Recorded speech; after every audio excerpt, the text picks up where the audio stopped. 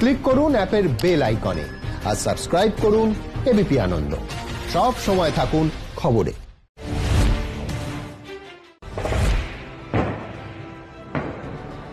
দীপাবলির আগে জম্মু কাশ্মীর সীমান্তে বিনা প্ররোচনায় গুলি পাকিস্তানের। বারামুলায় পাক বাহিনীর গুলিতে বিএসএফ এর সাব ইন্সপেক্টরের মৃত্যু 2 সেনা জওয়ানের, আহত বেশ কয়েকজন। উড়িতে মৃত্যু 3 নিরীহ নাগরিকের।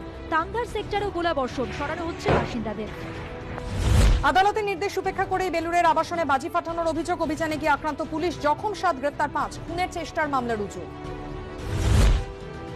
মাংসের দোকানের আড়ালে বাজির কারবার, বিপুল পরিমাণে বাজি মজুদ। বাগুইয়াটি নারায়ণপুরে পুলিশি হানা, গ্রেপ্তার ব্যবসায়ী। বিধাননগর দক্ষিণ থানা এলাকায় বাজি বিক্রির অভিযোগে গ্রেপ্তার 2 যুবক, উদ্ধার 25 কেজি শব্দবাজি। কাকদ্বীপে বাজির আড়তে পুলিশের অভিযান, আতশবাজির পাশাপাশি বাজেয়াপ্ত কয়েক বস্তা শব্দবাজি। স্থানীয় দোকানদারদের সতর্ক করে পুলিশ। আলিপুরদুয়ারে কনভয় হামলা নিয়ে তৃণমূলকে হুঁশিয়ারি দিলীপের। ভয়কে জয় করে যে লড়াই বিজেপি শুরু করেছে, সাধারণ মানুষ আমাদের সঙ্গে সামিল হয়েছে, পরিবর্তনের দিকে যাচ্ছি আমরা। দলের বিজয় মিছিলে যোগ দিতে যাওয়ার পথে উত্তর 24 পরগনার শ্যামনগরে আক্রান্ত বিজেপি কর্মী, বন্দুকের বাঁট দিয়ে মেরে মাথা ফাটিয়ে দেওয়া হয়। অভিযোগ তৃণমূলের বিরুদ্ধে। জগদ্দল থানায় অভিযোগ দায়ের, অভিযোগ অস্বীকার তৃণমূলের। বেচারাম মান্নার বাড়িতে হুগলি তৃণমূল মুখপাত্র, সাংগঠনিক বিষয় নিয়ে আলোচনা, দাবি প্রবীর ঘোষালের। বিধায়ক পদ থেকে ইস্তফা দেওয়ার ইচ্ছা প্রকাশ বেচারামের। গতকালই আলোচনার মাধ্যমে মিটমাট হয় বলে দলীয় সূত্রে খবর। কোচবিহারের শীতলকুচিতে তৃণমূলের পার্টি অফিস ভাঙচুর ও বেশ কয়েকজন কর্মী সমর্থকের দোকান ভাঙচুরের অভিযোগ বিজেপি আশ্রিত দুষ্কৃতীদের বিরুদ্ধে। মানতে নারাজ গেরুয়া শিবির। পাল্টা বিজেপির পতাকা পোড়ানোর অভিযোগ তৃণমূলের বিরুদ্ধে। ধারে মদ না পাওয়ায় বচসার জের, জামুরিয়ার দেশি মদের দোকানে হামলা, ঘুমন্ত অবস্থায় 3 জনকে পিটিয়ে খুন, বেধড়ক মারে মৃত আরো 1, গ্রেফতার অভিযুক্ত। রোজভ্যালি কাণ্ডে এবার গৌতম কুণ্ডুর পরিবারকে উচ্ছেদের নোটিশ ইডির। সূত্রে খবর, গৌতম কুণ্ডুর সাউথ সিটির 3টি ফ্ল্যাট বাজেয়াপ্ত করার প্রক্রিয়া শুরু করেছে এনফোর্সমেন্ট ডিরেক্টরেট। এছাড়াও রোজভ্যালির একাধিক অফিস খালি করার নোটিশ পাঠানো হয়েছে। পাটুলি থেকে গাড়ি চুরির অভিযোগে মুর্শিদাবাদের সালার থেকে গ্রেফতার অভিযুক্ত। উদ্ধার চুরি হওয়া গাড়ি, ল্যাপটপ ও মোবাইল। ধৃতকে জিজ্ঞাসাবাদ করে এই চক্রে আর কারো যোগ আছে কিনা তা খতিয়ে দেখছে পুলিশ।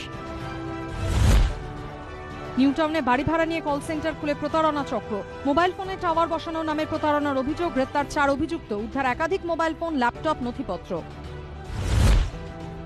ঘূর্ণিঝড়ে ক্ষতিগ্রস্ত বাংলাকে আরও অর্থ বরাদ্দ কেন্দ্রের। আগেই 1000 কোটির সাহায্য ঘোষণা করেন মোদী, এবার আরও 2707 কোটি টাকা বরাদ্দ।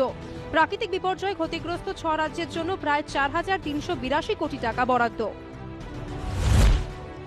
জওহরলাল নেহরু বিশ্ববিদ্যালয় ক্যাম্পাসে স্বামী বিবেকানন্দর মূর্তি উন্মোচন প্রধানমন্ত্রীর। বেলুর মঠের পক্ষ থেকে ধন্যবাদ জানানো হল নরেন্দ্র মোদীকে। পঞ্চম আয়ুর্বেদ দিবস উপলক্ষে রাজস্থান ও গুজরাটের 2টি আয়ুর্বেদিক প্রতিষ্ঠানের ভার্চুয়াল উদ্বোধনে প্রধানমন্ত্রী। জয়পুর ও জামনগরে এই 2টি প্রতিষ্ঠানে পড়াশোনার পাশাপাশি আয়ুর্বেদ নিয়ে হবে গবেষণা। দেশে করোনায় কমল দৈনিক মৃত্যু, সংক্রমণ কমল দৈনিক সুস্থতাও। একদিনে মৃত্যু 547 জনের, আক্রান্ত প্রায় 45,000, সুস্থ প্রায় 48,000। সুস্থতার হার বেড়ে 92.97%। বিশ্বে করোনায় কমল দৈনিক মৃত্যু ও সংক্রমণ, কমল দৈনিক সুস্থতাও। গত 24 ঘন্টায় মৃত্যু হয়েছে 10,528 জনের, সংক্রমিত 6,42,271 জন। মোট মৃতের সংখ্যা 13 লক্ষ ছুঁই, আক্রান্ত 5.25 কোটিরও বেশি। বিধাননগরে বৃদ্ধাশ্রমের আবাসিকদের দীপাবলির শুভেচ্ছা পুলিশ প্রশাসনের। কেবি ব্লকে বৃদ্ধাশ্রমে বিধাননগরের পুলিশ কমিশনার। সম্বর্ধনা জানানো হয় বৃদ্ধাশ্রমের 31 জন আবাসিককে। করোনা আবহে এবছরের জন্য বন্ধ বাগবাজারের মদন মোহন মন্দিরে কালীপুজোর পরদিন অন্নকূট উৎসব। মন্দিরে পুজো হলেও প্রবেশ করতে পারবেন না দর্শনার্থীরা। রাজ্যকের তদন্তে অর্জুন রামপালকে জিজ্ঞাসাবাদ এনসিবির। গ্রেপ্তার বলিউড অভিনেতার বন্ধু অর্জুনের বান্ধবীকেও ম্যারাথন জিজ্ঞাসাবাদ। কেরলে 20,000 N95 মাস্ক পাঠালেন শাহরুখ খান। এই সাহায্যের জন্য শাহরুখকে ধন্যবাদ জানালেন কেরলের স্বাস্থ্যমন্ত্রী K Shailaja. Radhe your most wanted Bhai ছবিতে পুলিশের চরিত্রে দেখা যাবে সলমান খানকে, জানিয়েছেন পরিচালক প্রভুদেবা। স্ক্যাম 1992 পর প্রতীক গান্ধীকে দেখা যাবে রাবণ লীলায়। 2020তেই মুক্তি পাবে এই ছবিটি।